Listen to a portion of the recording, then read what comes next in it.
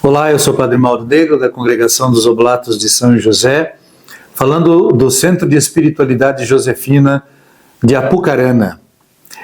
E este é o nosso projeto Querigma e Catequese, Liturgia Dominical, Leituras e Contextos. Hoje, do 24º domingo do Tempo Comum, ano da Liturgia B.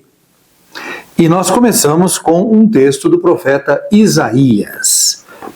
No domingo passado, antes da primeira leitura, que era também de Isaías, recordava que o profeta Isaías é um profeta importante e viveu como figura histórica no século VIII, no Reino do Sul, Reino de Judá.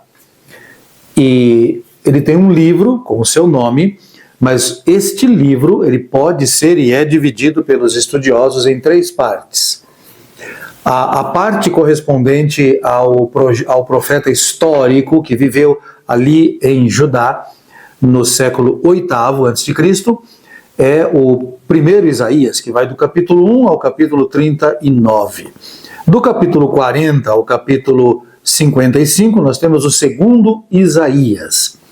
Esse segundo Isaías, ele foi escrito ali no século VII, VI a.C., então um pouquinho mais perto da figura de Jesus. Um pouco depois, com certeza não foi escrito pelo mesmo autor da primeira parte, mas tem o pensamento também daquele personagem de Isaías. E a terceira parte, a mesma coisa, foi escrita ali, meados do século VI a.C., e continua com o pensamento ainda ligado ao profeta Isaías. Bem, isso é importante para a gente entender que são momentos históricos diferentes que são abordados no mesmo livro. E esses momentos históricos têm uma resposta que a Escritura propõe, de alertas, de exortações, de indicações muito precisas às vezes e outras vezes mais genéricas para o povo da aliança ali do reino de Judá. O texto de Isaías deste domingo é do capítulo 5, portanto é ainda do segundo Isaías. E ele diz assim: O Senhor abriu meus ouvidos, não lhe resisti, nem voltei atrás. Ofereci as costas ofereci as costas para me baterem e as faces para me arrancarem a barba. Não desviei o rosto de bofetões e gusparadas. Mas o Senhor Deus é o meu auxílio. Por isso não me deixei abater o ânimo. Conservei o rosto impassível como pedra, porque sei que não serei humilhado. Ao meu lado está quem me justifica. Alguém me fará objeções? Vejamos, quem é meu adversário?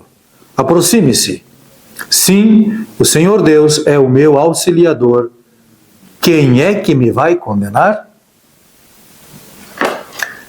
Esse texto é o assim chamado terceiro canto do servo.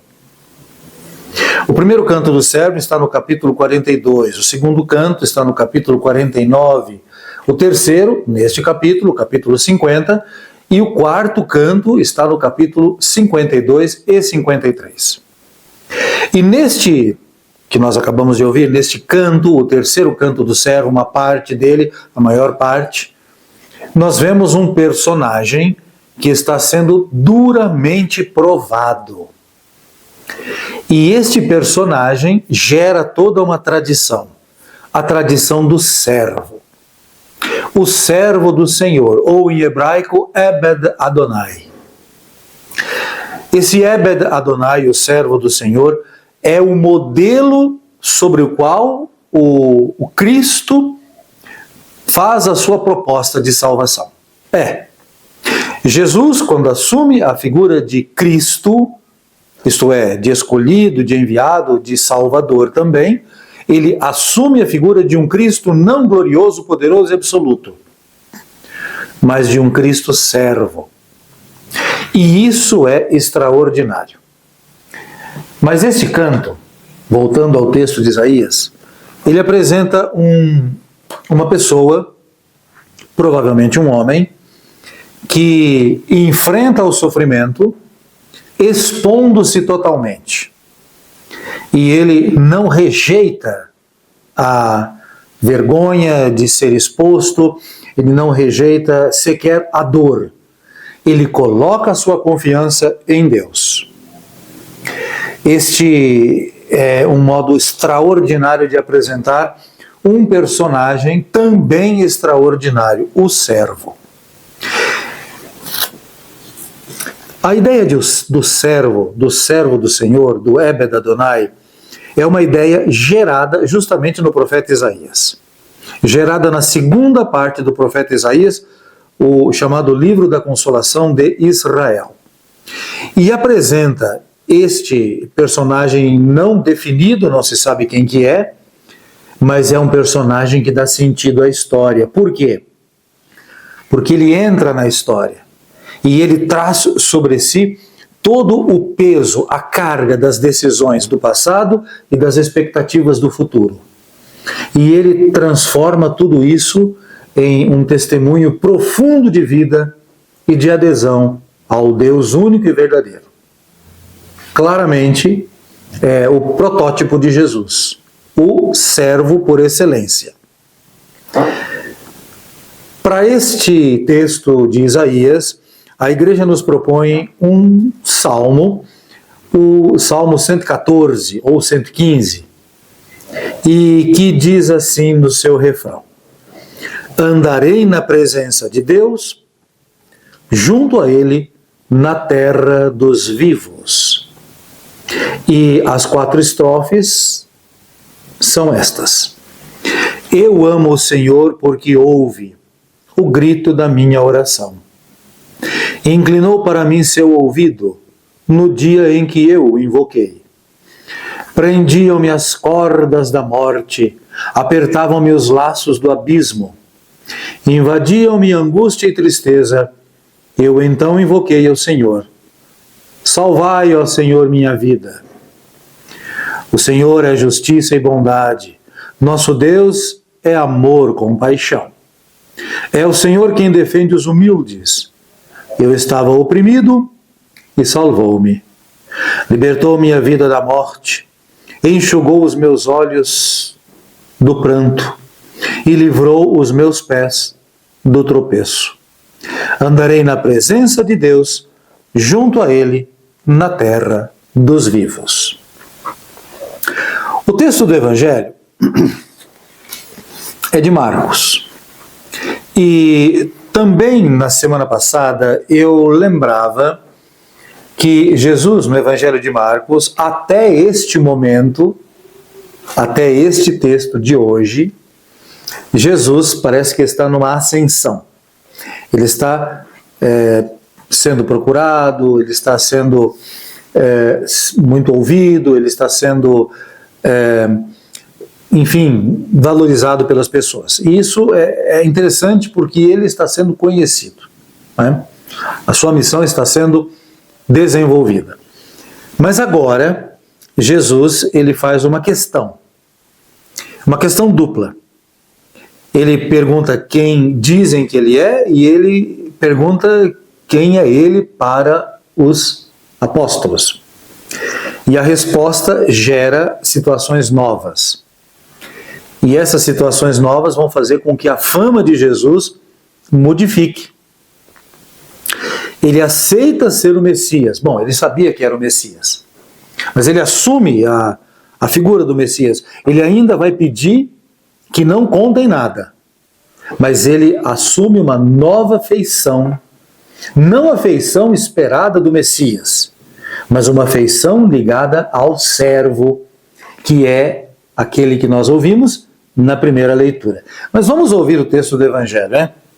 Trata-se de Marcos, capítulo 8, versículos 27 a 35. Vamos ouvir. Naquele tempo, Jesus partiu com os discípulos para os povoados de Cesareia de Filipe. No caminho, perguntou aos discípulos: Quem dizem os homens ser? Quem dizem os homens que eu sou? Eles responderam: Alguns dizem que tu és João Batista, outros que tu és Elias, outros ainda que tu és um dos profetas. Então ele lhes perguntou: E vós? Quem dizeis que eu sou? Pedro respondeu: Tu és o Messias. Jesus proibiu-lhes severamente de falar a alguém a seu respeito.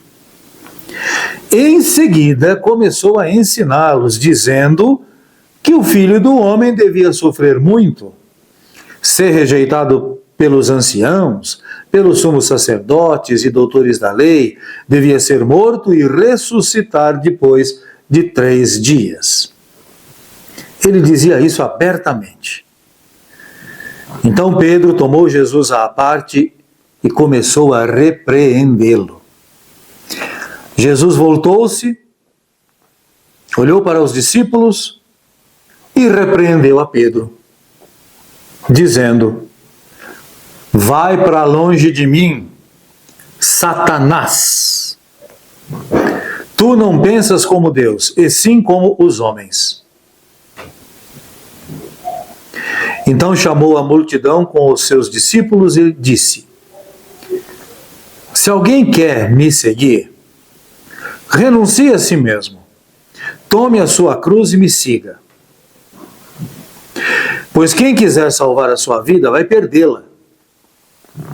Mas quem perder a sua vida por causa de mim e do Evangelho, vai salvá-la.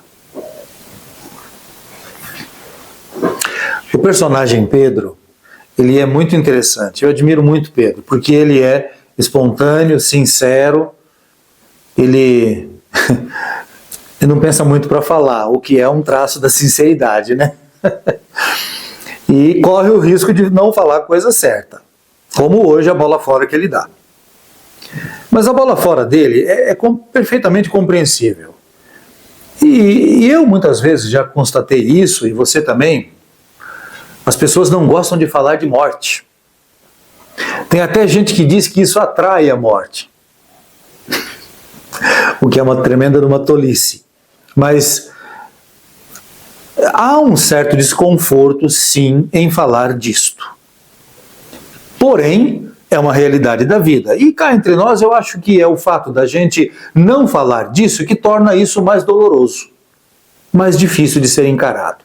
Talvez se a gente falasse um pouquinho mais e considerasse essa possibilidade, porque ela é real para nós, a gente teria menos dificuldade em entendê-la e em aceitá-la quando ela começa a se aproximar. Bom, mas Pedro, ele foi sincero. Ele levou uma bronca de Jesus. Mas vamos por partes. Primeiro, Jesus está nos confins, ele está fora da Judéia. Ele sempre andou entre a Judéia, Samaria e Galiléia. Então, entre o norte e o sul e o norte. E agora ele foi para fora desse território. Foi na região de Cesareia. Cesareia de Filipe, está no estrangeiro. E ele então, no meio da conversa, não sabemos se parado, se andando, se no momento de tranquilidade, se em algum ensinamento, mas enfim, Jesus faz uma pergunta: o que estão dizendo aí a respeito de mim? E a resposta é unânime, ele é um profeta. Aliás, esse trecho aqui, ele aparece nos 3 evangelhos sinóticos, os evangelhos que são muito parecidos um com o outro. Marcos, que é esse aqui, Mateus e Lucas. Tem diferenças. As diferenças estão sobretudo em Mateus.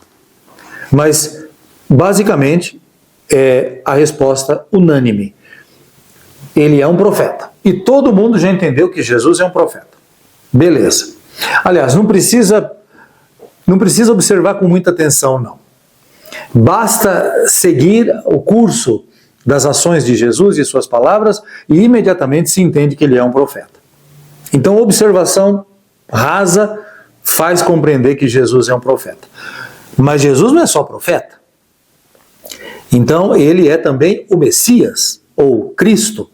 Para isso, precisa convivência. A gente conhece melhor uma pessoa quando a gente convive de um jeito ou de outro. A convivência muda a perspectiva que a gente tem de alguém. Então, os discípulos podem ter uma resposta para esta pergunta. Quem dizem, o que vocês dizem que eu sou? E a resposta quem dá é Pedro, na sua espontaneidade, tu és o Cristo. E Jesus aceita, porque ele é o Cristo. Mas aí começa o problema. Primeiro, ele proíbe que eles digam que ele é o Cristo. Por quê? Porque ser Cristo implica em ser um Cristo diferente. Ele não é um Cristo glorioso, poderoso e absoluto como todo Israel, o povo da aliança, esperava. Inclusive como Pedro esperava. Como os apóstolos esperavam. Todos esperavam. Todos. E Jesus subverte essa situação. Ele já começa proibindo de falar, porque ele precisa de um tempo para ser mais conhecido, para fazer a sua proposta, e se ele agora for reconhecido imediatamente por todos como o Cristo, os dias deles estão contados. Então ele precisa de mais tempo. Mas ele começa então a dizer que tem que ir em Jerusalém, e lá ele será perseguido, ele será cercado, ele será preso, ele será julgado, condenado, torturado e morto. E depois vai ressuscitar. Eles esquecem a ressurreição e ficam só no sofrimento. E aí é que Pedro entra com a sua espontaneidade, dizendo que isso é um absurdo e que ele não deve dizer essas coisas. E porque, no final das contas, gente, o que é isso? É uma tremenda propaganda negativa, não é? Aliás, o cristianismo, ele no fundo é uma propaganda negativa. Por que negativa? Porque fala de um homem morto na cruz. Mas aí é que está, esse homem morto na cruz é tão extraordinário que ele supera a negatividade desta imagem. E isso é muito interessante da gente observar. Porém, algumas formas cristãs, algumas expressões religiosas, religiões cristãs e algumas expressões também dentro das igrejas católicas ou orientais, mas sobretudo católicas e ocidentais, elas geram uma imagem de um Cristo justamente que Jesus rejeita. Um Cristo poderoso, glorioso e absoluto. Um Cristo de soluções rápidas. Um Cristo de resolver todos os problemas. Cá entre nós, com todo respeito, considerando que as pessoas que vão lá, eu penso que elas são pessoas honestas, boas e simples. Mas muitas religiões são religiões de efeito, de resultado. Então, é só a gente ligar na internet ou ver a televisão, a TV aberta, sobretudo em certos horários do dia, por exemplo, de tarde ou domingos de manhã. Nós vamos ver muitos programas religiosos de muitas igrejas em que as pessoas ficam contando as graças que receberam. E é tudo algo pessoal, é tudo individual. É tudo individual, é para a pessoa. Bom, eu duvido muito que aquelas graças sejam realmente verdadeiras. Duvido demais que todas aquelas sejam. E já está comprovado que muitas daquelas não são mesmo. A gente paga que está indo lá. E pode ser que tenha também. Não excluo a possibilidade. Porém, observem, é tudo no meu, meu, para mim, para meu filho, para minha esposa, para o meu marido, é para minha mãe, para mim, para minha família, para mim. E é sempre assim, e é sempre assim, e é sempre assim. Quer dizer, é um Deus que soluciona o problema do indivíduo e que não gera uma conversão, não gera uma transformação. Se nós pensamos um pouquinho, gente, vamos imaginar, tanta gente que estava doente na época de Jesus, será que ele curou todo mundo? Pensa um pouco comigo. Eu creio que não. Porque, afinal de contas, a missão de Jesus não é simplesmente curar, mas é transformar a pessoa. Então não é uma religião de resultados positivos, de sucesso, de fama e de prestígio. Porque nós confundimos. É como aquela propaganda errada que se faz do dízimo. Mais ou menos assim. Ah, quando eu era só um católico de vez em quando ir na igreja, a minha vida estava toda ruim. Aí eu comecei a pagar o dízimo, e a minha vida mudou. Então você paga o dízimo e tua vida muda. Simples, né? Parece que não tem maldade nenhuma. Mas está errado. Porque eu estou comprando uma graça. Eu estou querendo negociar com Deus. Então eu não sou filho. Eu sou um cliente. E cliente não tem intimidade. É bom não ter intimidade nenhuma com o cliente. Vejam como a coisa é ampla. E tudo em cima de um Cristo adocicado. De um Cristo que não propõe, por exemplo, a misericórdia, que não é uma coisa fácil de ter. De um Cristo que propõe, ou que não propõe, a coerência de vida, os compromissos assumidos até as últimas consequências. Sabe? Coisas que hoje parece que não contam muito. Gente, ninguém é perfeito. Todos podemos errar. E podemos também fracassar naquilo que fazemos. Por isso que tem misericórdia. Agora, se eu sou objeto, se eu sou o sujeito de uma misericórdia de Deus, então eu também tenho que ser misericordioso com alguém que precisa da minha misericórdia. Inclusive a misericórdia passa pelo ato da correção.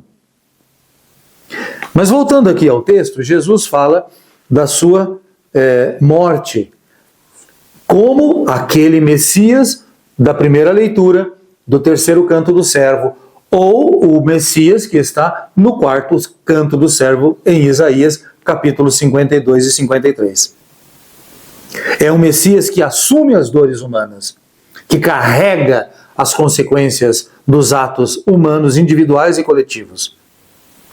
E é por isso que se transforma em Salvador. A gente tem que entender isso, e eu espero que os pregadores, neste domingo, possam mostrar esta realidade. E não apresentar só aquele Deus que soluciona problemas para fazer sucesso e nos encher de alegria, mas também um Deus que carrega as nossas dores e os nossos pecados também, dos quais nós devemos nos penitenciar e nos converter. Porque quase nunca a gente fala de pecado e conversão. A gente fala muito de solução de problema, mas de pecado e conversão tem pregador que nunca fala. Quem quiser salvar a sua vida, tendo sucesso, êxito, um futuro brilhante, vai perdê-la. Mas quem perder a sua vida por minha causa e por causa do Evangelho, vai ganhá-la. Palavra interessante essa, né? Na realidade, essa palavra mereceria muita reflexão da nossa parte. E não é o momento aqui, e nem temos o espaço para isso. Mas vejamos aqui, ainda que brevemente, vejamos a segunda leitura, que é ainda da carta de Tiago. Estamos vendo há 3 domingos, esse é o terceiro, um trecho da carta de Tiago. E diz assim: meus irmãos, que adianta alguém dizer que tem fé quando não a põe em prática? A fé seria então capaz de salvá-lo? Imaginai que um irmão ou uma irmã não tem o que vestir e que lhe falta comida de cada dia. Se então algum de vós lhes disser: ide em paz, aquecei-vos e comei à vontade, sem lhes dar o necessário para o corpo, de que adiantará isso? Assim também a fé, se não se traduz em obras, por si só está morta. Em compensação, alguém poderá dizer: tu tens a fé e eu tenho a prática. Tu mostra-me a tua obra sem a tua fé sem as obras, que eu te mostrarei a minha fé pelas obras. Leitura da carta de Tiago. Esse texto da carta de Tiago, ele é muito importante. Eu digo de passagem, ele é um ponto de discórdia entre cristãos católicos e cristãos protestantes. No século XVI, justamente no século XVI, em 1517, Martim Lutero, começou a Reforma Protestante. E uma das coisas que ele rejeitou na Bíblia, porém não negou a validade, está lá, está no Novo Testamento, é a carta de Tiago. Por quê? Porque Tiago insiste nas obras como testemunho da fé. E Lutero dizia que só era preciso fé. Nós cremos que a fé é o que justifica, mas as obras testemunham. Por isso, ser cristão, dizer que tem fé e até frequentar a igreja, mas não ter uma obra coerente, nos torna mentirosos.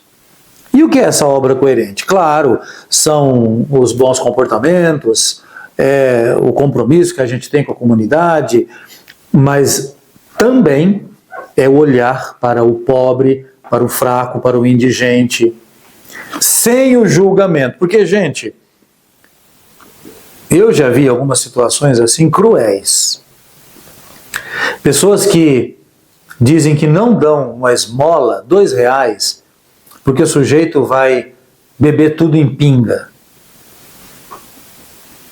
Então o sujeito já é viciado, já vive na rua, vive na miséria, na desgraça, se humilha fazendo aquilo, não tem autoestima e provavelmente vai morrer em pouco tempo, e eu ainda o condeno à morte, à ignomínia.